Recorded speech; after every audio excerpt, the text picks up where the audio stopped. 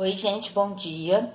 Nós hoje vamos conhecer o Poder Judiciário, o último que estava faltando para a gente compreender o funcionamento dessa forma de governo que é a República. Então vamos lá, pessoal, vamos relembrar mais uma vez. Na semana passada eu dei um resumo e pedi que vocês copiassem no caderno para a gente relembrar o que a gente fez no mês passado, né? Para a gente reiniciar, vamos lá de novo. A República, a coisa pública, aquilo que é de todos, é a forma de governo onde o poder político não está concentrado nas mãos de uma pessoa só ou de um grupo, mas está dividido em três: o poder legislativo, o poder executivo e o poder judiciário, que a gente vai estudar hoje.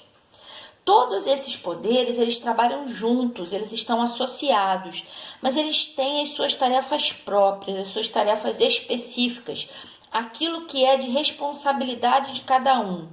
Entretanto, nenhum desses poderes é mais importante do que o outro. O Poder Legislativo elabora e revê as leis, como vocês já sabem, além de fiscalizar as ações do Poder Executivo. O Poder Executivo, como o nome diz, executa, governa. Ele tem como responsabilidade aprovar ou vetar. O que é vetar? É reprovar, né? Os projetos de lei. Ele pode também propor projetos de lei. Representa o povo e a nação, tá? Tanto o Poder Executivo como o Poder Legislativo existem nas três esferas de administração do nosso país: na esfera federal, na esfera estadual e na esfera municipal. E os seus representantes são sempre eleitos pelo povo para atuar por um período de tempo, para representar o povo por um período de tempo. Lembraram? Então agora a gente vai começar a conhecer o Poder Judiciário. Vamos entender o que o Poder Judiciário faz, gente. O Poder Judiciário tem como principal tarefa garantir que os direitos dos cidadãos, o direito do povo, que eles sejam cumpridos através da aplicação da lei. É tudo isso que vocês estão vendo nesse slide aí que eu estou mostrando para vocês, ó. Defende os direitos de cada cidadão, promove a justiça e resolve conflitos que surjam na sociedade. De que maneira? Através de um processo. E como é que esse processo acontece? Ele investiga e apura os fatos e julga as situações. As sentenças são os resultados desse julgamento, desse processo, de todo esse processo, né? Então, o judiciário ele é responsável, como vocês estão vendo aí, pela interpretação das leis, pela aplicação da lei, garantindo a justiça, permitindo que todas as pessoas tenham aquilo que lhes é devido pela lei, tá bom? Então, pessoal, vamos ver quem é que exerce o Poder Judiciário. Então, esse poder ele é exercido pelos juízes, que a gente também chama de magistrados. Vocês lembram lá, quando a gente começou a estudar a República, que eu falei para vocês da República Romana? Lá existiam os magistrados, cada um tinha uma função. Pois é, o trabalho dos juízes ou magistrados é julgar os diversos casos e problemas. Agora, olha só, gente, o judiciário, ele tem uma característica, aliás, ele tem duas características diferentes dos outros poderes que a gente estudou. O judiciário é o único que não tem eleição. Um juiz é um servidor público, portanto, ele não é eleito. Para que uma pessoa se torne juiz, um advogado se torne juiz, ele tem que fazer um concurso público para exercer esse trabalho. Portanto, o juiz é um trabalhador, né? Aliás, um trabalhador, diga-se de passagem, muito bem remunerado, tem muitas vantagens, né? Que inclusive ficou fora da reforma da Previdência. Mas vamos em frente, né? Vamos passar por isso aí. Ao contrário dos políticos, né, gente? O político, como eu falo para vocês, o político não é emprego. O político não é um empregado, ele é um representante. Ele tá lá porque ele quis, né? Pois é. Uma outra característica muito importante do Poder Judiciário e que é diferente dos outros dois poderes que a gente já estudou, é que ele só existe em duas esferas da administração do nosso país, que é a esfera estadual e a esfera federal. E olha só, gente, a justiça, ela é dividida em duas: justiça comum, onde estão os juízes estaduais e os juízes federais. O que faz um juiz estadual, gente? Um juiz estadual, ele vai julgar processos entre pessoas, por exemplo, um desentendimento entre vizinhos. Um exemplo, né? Ele também julga o desentendimento, o desacordo entre pessoas e empresas privadas, empresas particulares. Por exemplo, um desentendimento entre uma pessoa e uma empresa de telefonia, Vivo, Oi, TIM. Quem nunca, né, gente? Quem nunca se aborreceu com uma empresa dessa? E também julga questões entre pessoas e empresas de economia mista. O que é economia mista? É economia que mistura dinheiro, capital público e capital e dinheiro de investidores particulares. Por exemplo, a Petrobras. Todos nós podemos ser acionistas da Petrobras. Por isso, ela é uma empresa de capital misto, que tem dinheiro do governo e tem também dinheiro de pessoas como nós, tá? Se eu tiver uma questão, por exemplo, se eu resolver processar a Petrobras porque a gasolina que eu botei no meu carro, um exemplo, tá, gente? Estragou o motor do meu carro. Então, eu vou procurar a justiça estadual. Essas são relações do nosso dia a dia, do nosso cotidiano. Já os juízes federais, eles julgam processos que envolvam empresas ou organizações, instituições públicas do governo, como, por exemplo, o INSS, que é o Instituto Nacional de Seguridade Social. Vamos dizer que eu tenha me aposentado e que eu veja que houve um erro no cálculo da minha aposentadoria, ou eu acredito que houve um erro. Então, o que acontece? Eu vou abrir um processo contra o INSS pedindo a revisão disso aí. Quem vai julgar isso é um juiz federal, tá bom? Além disso, gente, a nossa Constituição Federal, que é o conjunto de leis mais importantes que nós temos, ela vai determinar em 2 artigos o que é de competência da Justiça Federal. E tudo que não estiver relacionado ali passa a ser, então, responsabilidade da Justiça Estadual, tá bom?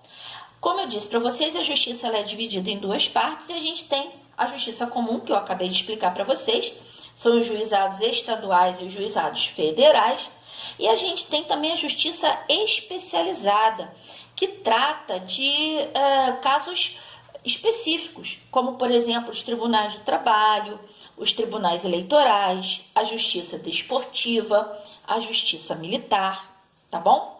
E outra coisa, gente, toda vez que a gente fala em justiça, a gente ouve muito falar nesses 2 termos que eu vou explicar agora para vocês. A gente ouve muito falar no jornal, a gente lê no jornal, a gente ouve na televisão, no rádio, né?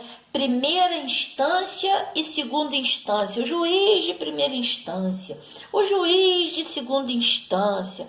Na verdade, gente, o que eles fazem? Qual é a diferença entre eles? A primeira instância, gente, é a primeira sentença, é a primeira decisão, é o primeiro resultado, depois que o juiz cumpriu todo aquele processo. E olha só, gente, um processo legal é um processo muito longo, ele não é rápido, né? A gente ouve muitas reclamações acerca da justiça brasileira, né? Muitas vezes, quando saem muitas sentenças, as pessoas que moveram a ação já até morreram, né? Então, a primeira instância é a primeira decisão do juiz, do primeiro juiz responsável pelo caso. Primeiro resultado. Caso esse resultado não seja favorável a quem entrou com a ação, ou quem recebeu a sentença, né? Essas pessoas podem entrar com um recurso. O que é o recurso? É um pedido de nova análise. Só que tem algumas regras para isso, tá, gente? Não são todas assim as sentenças que permitem esse recurso. Mas, caso seja possível fazer esse recurso, ele será então analisado pela segunda instância. E quem é que faz essa análise, gente? Quem é que vai julgar a sentença que um juiz já deu? São justamente os desembargadores. Quem são os desembargadores? Os desembargadores, gente, também são juízes. E eles são juízes que se destacaram no seu trabalho justamente por terem prestado bons serviços. Eles foram, vamos dizer assim, promovidos pela sua competência. Desculpem, gente. Mas ele também pode ter sido indicado ou nomeado, tá? Esses desembargadores, eles vão então analisar o recurso, vão se debruçar sobre todo o processo, vão estudar, vão observar, vão estudar as decisões tomadas na primeira instância, as decisões do primeiro juiz que julgou o caso. Essa análise, gente, nunca é feita por um desembargador sozinho. Eles trabalham em grupo, são decisões colegiadas. Vários desembargadores se reúnem, estudam o recurso pedido, estudam o processo, para então juntos darem a sua decisão, tá certo? Então, uma decisão que a gente chama de colegiada, porque ela é discutida e analisada por vários desembargadores, não é uma decisão de uma pessoa sozinha, tá bom? E olha só, gente, por fim, nós temos aí o Ministério Público, o famoso MP, como a gente também costuma ouvir na televisão ou ler nos jornais. O que é o MP, o Ministério Público? O Ministério Público, gente, é o fiscal dos três poderes, é o fiscal do poder público. Embora ele não faça parte de nenhum dos três poderes, ele esteja ligado ao Ministério da Justiça, né? Porque ele tem que estar vinculado a uma instituição de governo. Ele não faz parte de nenhum dos três poderes, mas ele está diretamente ligado a todos os poderes. Por quê? Porque ele fiscaliza a atuação, o cumprimento da lei, perdão. Tá? Ele, inclusive, gente, o MP tem um nome em latim.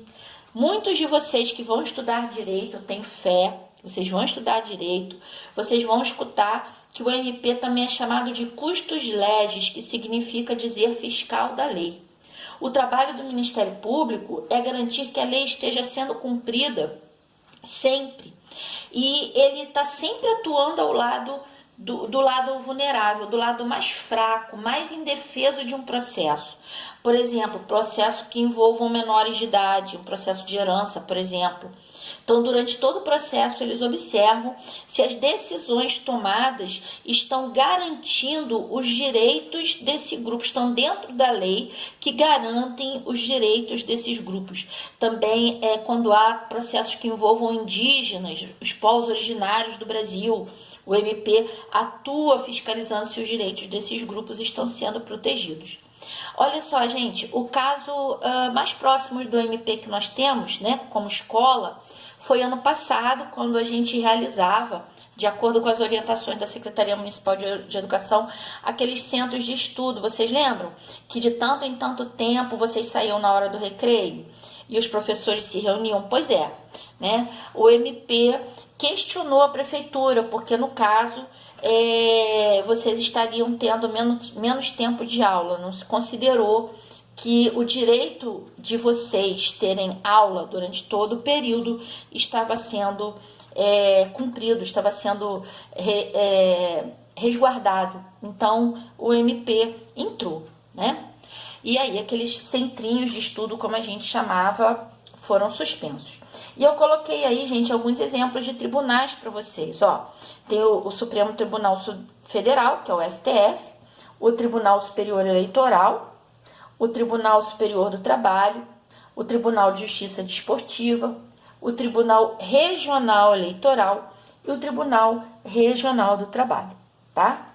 Olha só, gente, com isso nós encerramos o funcionamento da República. Eu espero que vocês tenham entendido, que vocês se interessem por política, né? Não é política partidária, mas a política que move a nossa vida, né? Como cidadão. E olha só, gente, espero que vocês estudem política, porque a política é uma ciência, né? Ciência política, exatamente. Existe uma cadeira nas universidades sobre esse tema. Qualquer dúvida que vocês tenham, vocês podem encaminhar para mim através da professora Fabiana, tá bom? Um beijo, tô com saudade de todo mundo. Fiquem em casa porque ainda não é hora da gente estar na rua.